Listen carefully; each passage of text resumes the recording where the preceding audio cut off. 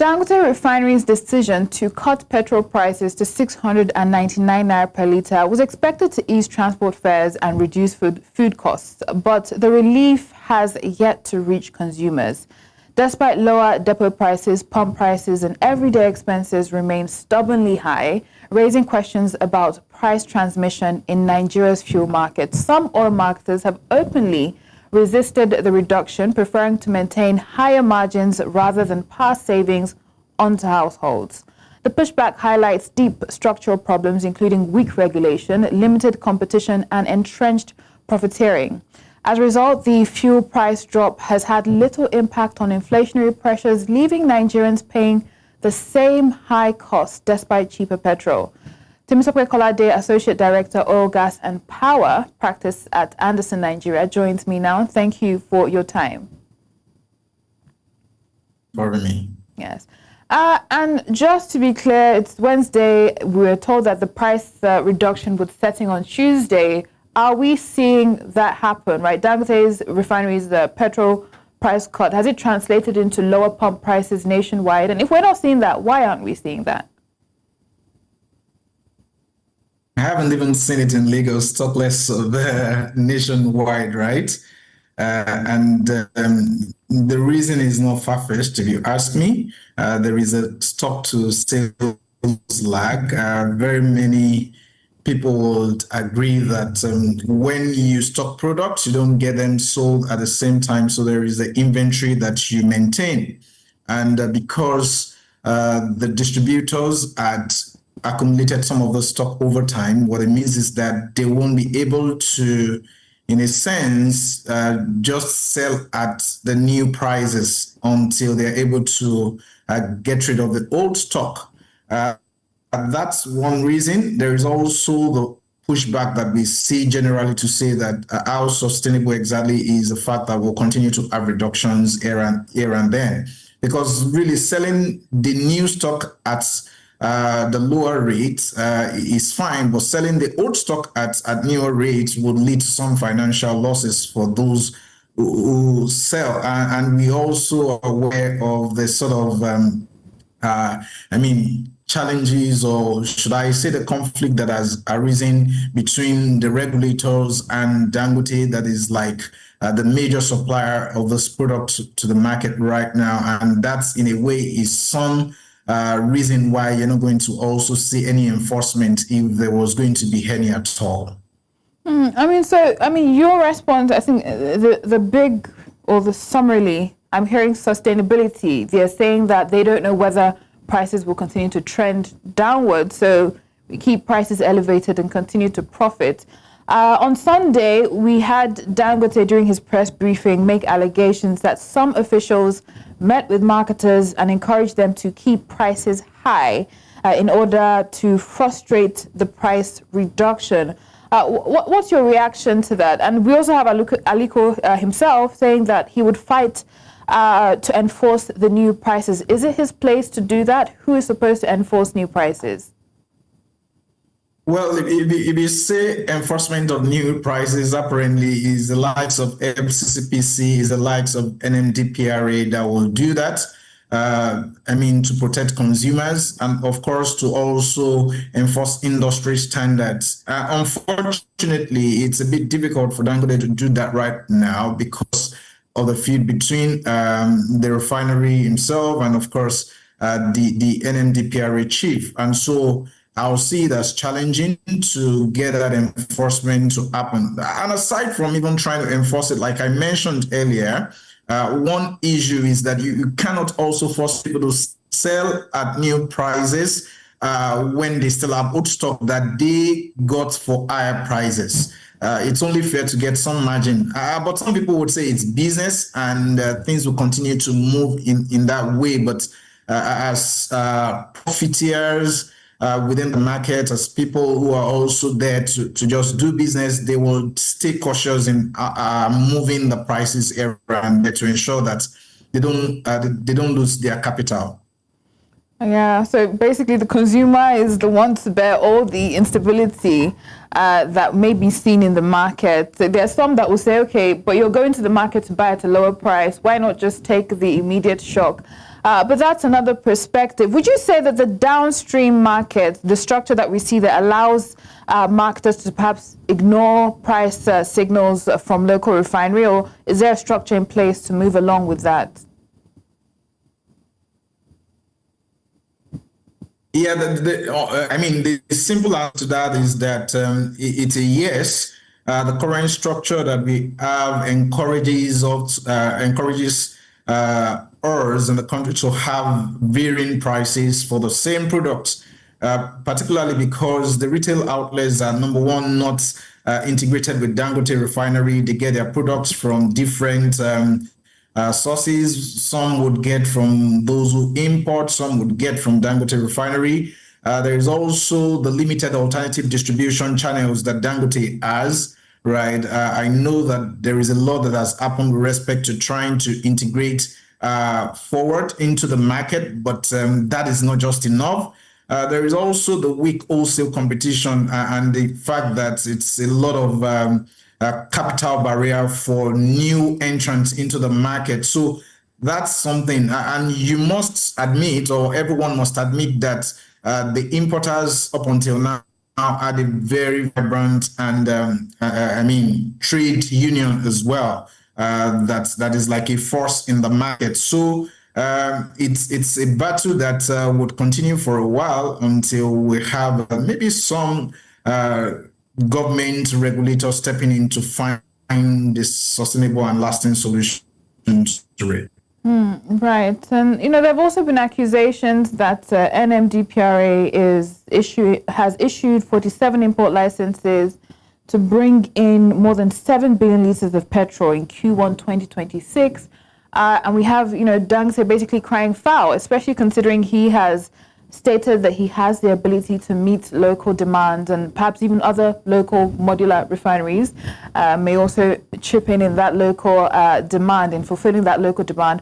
What are your thoughts on this and the role that NMDPRA is playing? Well, if you ask me, I would say that we may not be able to follow the NMDPRA, right, 100%. And the reason is because as much as we want to encourage local production, we know that encouraging local production at the expense of having these products from other sources would also lead to some sort of oligopoly, which is not necessarily fair for the entire country, as a matter of fact, right? But then, to be real, I think that we've long waited for this situation, or this particular point where, given that we produce crude, we also want to benefit from producing crude by being able to refine it. And so we should also not forget that what Dangote is doing is something to be celebrated. The fact that we now have refined products produced and refined in country, and that is doing a lot of good for our foreign exchange position as well. So indeed, what we need to do is strike a balance between ensuring that we have that product in country and refined in country and supplyable to the local market, and at the same time have other sources, maybe not imports, and if it has to be import, it's got to be regulated as well, very well. And so 47 or 40 plus licenses, I don't know what the NMDPRA seeks to achieve by that, but what is important is that we need a balance within the market, such that it's not just about us depending on one sole producer or marketer of the product. And also that we don't kill local investments. We had Aliko say, no, we didn't make money, but as we speak now, even our tanks are full because the NMDPRA has issued reckless licenses. So yes, that is the situation. From what you're saying, would you say this whole situation is exposing gaps when it comes to competition policy within Nigeria's deregulated fuel market? Well, absolutely. I mean, and what are the gaps? There is that weak enforcement of competition law. When you look at strategic sectors like this sector that we're talking about, we also do not necessarily have effective mechanism to prevent what we can refer to as some sort of collusion. The fact that you have trade unions trying to forge a particular stance, and then it's not necessarily market-led, but because they are big players, there is also the high entry barriers that limit new retail players. And of course, there is a lot that has to do with regulation and mixing it with some political influence that we are seeing currently, which is not necessarily supposed to be, right? So when we say deregulation, it should be without, competition. It should be something that will continue to govern competition and how they really deal with it, and then with it doesn't lead to monopoly, and it doesn't lead to a free market that is also not regulated, because again, this is something that has to do with utility when we look at the product in itself, and it impacts on very many and virtually all Nigerians. Temitope Kolade, thank you. We'll get more into especially the impact on all Nigerians in just a moment after this break. Do stay with us.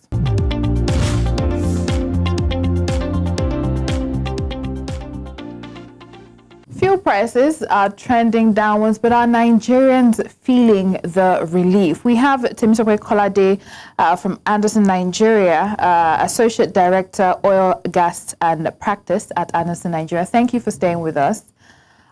Before the break, of course, we were getting into the breakdown and the more structural issues within the downstream sector, and how we can see, every player, how do I put it, fair competition within the sector. But let's come down to the impact on the consumers. We know that averagely at the beginning of the year, fuel prices were trending towards 1,000, but we've seen that price trend lower throughout the year now, with it being set to be at, according to from Dangote Partners, MRS, they're saying 739. Are we seeing that reflect on transport costs, or food costs, or is it going to take, how long do we need to see this price trend downwards? How long do we need to see it sustained for us to feel the impact on transport costs and food costs? Thank you. I think that very many people might agree that there's been some downward trend with respect to costs. And when you then say transport costs, there are a couple of other things that have hiked transport costs, and we live in a country where very many people also would say that whatever goes up doesn't necessarily come down, especially when it comes to costs, right? But in terms of food costs, I would think that some food have also dropped in terms of costs. But then there are other structural issues that impact some of these things that might also not make it very real. It's not usually the full costs that as is commonly claimed, that is responsible for them. We must also think about the implication of things around exchange rate, the fact that we have issues with poor logistics and even security issues. For instance, if you've got to travel by road, you've got to spend a little more because the drivers are concerned about the security on the road as well, and sometimes they hire security personnel to join on the trip, and so that influences the cost of transportation. And of course, we also have some sort of informal transport pricing. People just do things anyhow, which is what we call anyhow. I mean, the principle of anyhowness in Nigeria. The fact that people also are coming to the yellow tide season and they're saying, oh, we think that effectiveness or the inefficiencies of the road network is also not very great for us. The dilapidating infrastructure as well is impacting on how people see things. And so they say they need to maintain their vehicles the more. So some of these things are why we still see the prices high, as against the fact that fuel price, which is just one of the factors that influence every other thing, has been dropping. Yeah, I mean, definitely need for some sort of intervention. And we do see the web of how things are connected, transport costs feeding into food costs and on like that. So definitely from what you're saying, need for some level of intervention. I think the question now is, with this resistance we're seeing, especially when it comes to bringing fuel prices down and seeing that trickle down effect, does it mean, what does this mean for inflation control and consumer welfare? Well, I think what it means is that from an inflation control perspective, we'll continue to over and have some sort of uneven, movements. There would be some move up and then it comes down, and then we keep hovering around the same line when it comes to inflation. We must also agree that a couple of things are being done by the government to ensure that things change for the better for everyday Nigerians, the social programs that they are embarking on, and some of these interventions. The expectation is that fuel cost in particular is something that they can address strategically. I'm aware that the National Assembly is trying to also get into the conversation and see how they can resolve the current feud. But aside from that, we expect that consumers will also get some respite with some of the interventions that we're also seeing the CBN, the Central Bank of Nigeria, also trying to do with respect to exchange rate. Because like I said earlier, that is also something that we sometimes do not talk about, how it impacts on our inflation, especially because we are an import-dependent country when it comes to very many other things that we bring in and consume in Nigeria, and it impacts on the consumer price index that we see on the products that we consume. Yeah, and hopefully we see those import numbers dip. We focus more on our local produce. But now, looking at Dangote's pricing strategy, we know that whether we like it or not, he's a key player. The modular refineries are coming weaker and weaker. The refineries we expected to come on stream, Bois and the likes, are yet to come up. So yeah, Dangote's pricing strategy, do you see it forcing a long-term reset when it comes to fuel distribution margins? It definitely would, but it's going to be a gradual process. It's not going to be sudden. It's not going to be immediate. Like we agreed earlier, I mean, the sort of pushback that we're getting currently is not from an individual, it's from a bloc. And the question would be, how much of the market does Dangote currently control? How much of political influence does Dangote have? And why not underestimating those influence, right? The real issue would be that it's not something that would have an immediate reset to the market. There is a lot that has gone on over the years. There are people who have made profits over the years for being depots for petroleum products in Nigeria, and they're not going to give in just very easily. So it's a long battle, right? But the long-term effect, we expect that there will be sustained lower ex-refinery prices that would also compress their margins, and they would have to do a reset for what's happening. It's a war of endurance. It's not a one-off price cut. And so we're seeing new entrants already leveraging the local refining economics as well. And we expect that they will make some gains from there. You know, like they say, some people might call something a poison and then it's food for others. So why some people think that the margin is coming down, something that it's reasonable for them to get into the market and still operate and get some decent benefits, even while getting their stock from Dangote, for instance. And we should begin to also see some sort of direct supply agreements that will bypass the traditional wholesalers that import those products. And so the market dynamics will change over time, but it's not going to be an immediate price reset. All right. And finally, in just 30 seconds, our time is fast spent.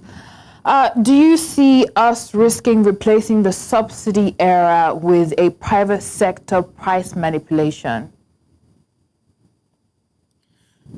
Oh, well, this is a pivotal risk, especially if we don't clearly put in the competition policy in place, a very strong one at that. and active market surveillance, which I believe the essence of the sort of conversation that Dangote is trying to have currently, to force the regulators to do the work that they ought to do, and some sort of transparent benchmark in terms of cost. What exactly is your cost? How do you arrive at the price that goes to consumers eventually? So, deregulation is something that risks the market getting into that rent extraction. But of course, we expect that things will be handled fairly since we have a responsive government. Okay, so the regulators need to do their job, and we also need more transparency with the pricing system. Thank you so much for your time and perspective, Temitope Kolade, Associate Director, Oil, Gas and Power Practice at Andersen Nigeria.